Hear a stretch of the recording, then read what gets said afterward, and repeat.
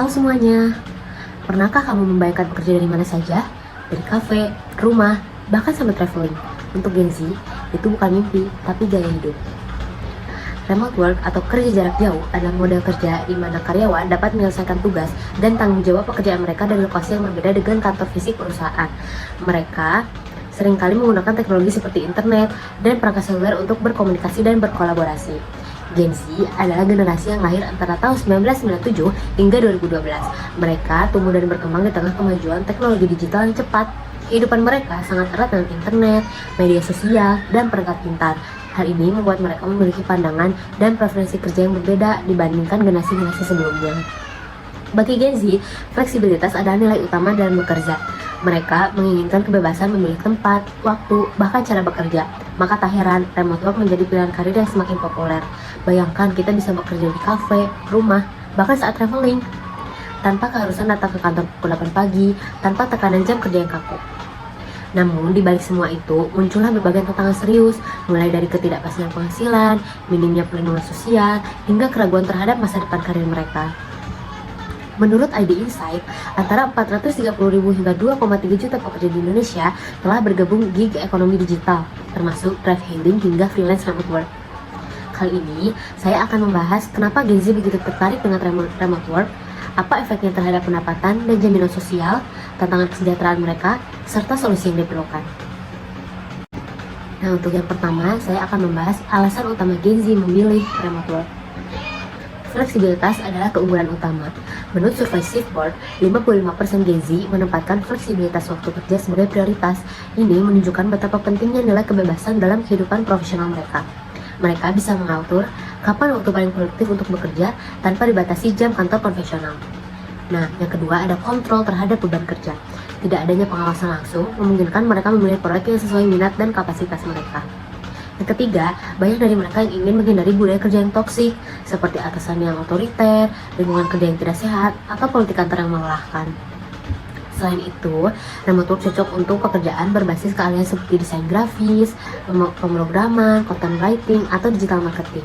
Jenis pekerjaan ini tidak membutuhkan kehadiran fisik, tapi sangat bergantung pada hasil dan kreativitas. Selain itu, studi Atlantis Press menunjukkan perempuan Gen Z sangat adaptif terhadap perubahan teknologi, sehingga lebih memilih pekerjaan gig digital seperti remote freelance. Nah, IDN Times menyebutkan 47,7% responden Gen Z dan milenial menganggap pekerjaan independen lebih menarik dibandingkan pekerjaan konvensional. Dukungan teknologi seperti Zoom, Slack, dan platform global seperti Upwork membuat pekerjaan remote realistis dan tersedia di genggaman. Selanjutnya, ada tantangan hukum dan kesejahteraan mental. Nah, segmen pekerja remote sering dikategorikan sebagai mitra, bukan karyawan. Menerangkan, mereka tidak mendapatkan cuti, THR, atau bahkan pesangon. Gig worker di ASEAN makin banyak, tapi tanpa jaminan hukum, menempatkan mereka dalam situasi yang rentan. Mereka tidak termasuk dalam perlindungan yang diatur dalam Undang-Undang Ketenagakerjaan secara eksplisit. Di lapangan, karena tingginya pesaing, banyak yang terpaksa bekerja lebih dari waktu normal hanya agar bisa bertahan atau mendapatkan proyek baru. Nah, minimnya pengawasan terhadap platform digital juga membuka peluang eksploitasi, misalnya pekerja tidak bisa dibayar jika klien kabur dan tanpa perlindungan hukum. Ditambah, survei Deloitte menyebutkan 46% Gen Z mengalami stres karena beban kerja dan kurangnya keseimbangan hidup. Keterhubungan terus-menerus, jam kerja tak beraturan, dan tekanan deadline bisa menyebabkan burnout serius.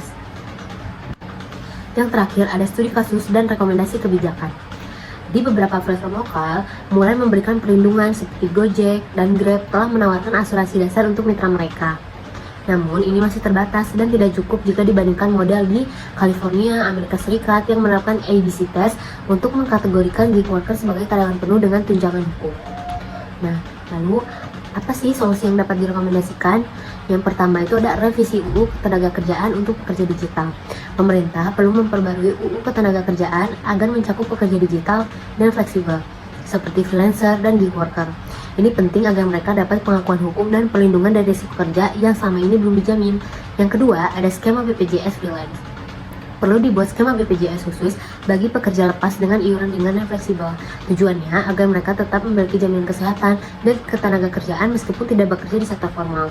Yang ketiga, ada kewajiban platform membeli perlindungan dasar.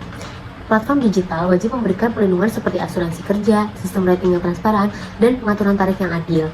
Ini mencegah eksploitasi terhadap pekerja yang bergantung pada aplikasi atau sistem digital. Dan yang terakhir ada edukasi Gen Z soal hak dan literasi digital. Gen Z perlu diberi pengalaman tentang hak sebagai pekerja digital, risiko yang mungkin dihadapi, serta pentingnya literasi hukum dan digital. Edukasi bisa dilakukan lewat kampanye kreatif di media sosial dan komunitas. Jadi kesimpulannya, remote work memberikan Gen Z Indonesia peluang besar tentang kebebasan, fleksibilitas, dan ruang untuk mengekspresikan diri. Namun, tanpa sistem yang mendukung, pekerjaan ini bisa menjadi bumerang, membuat mereka tidak stabil secara finansial, tidak terlindungi, dan sulit berkembang.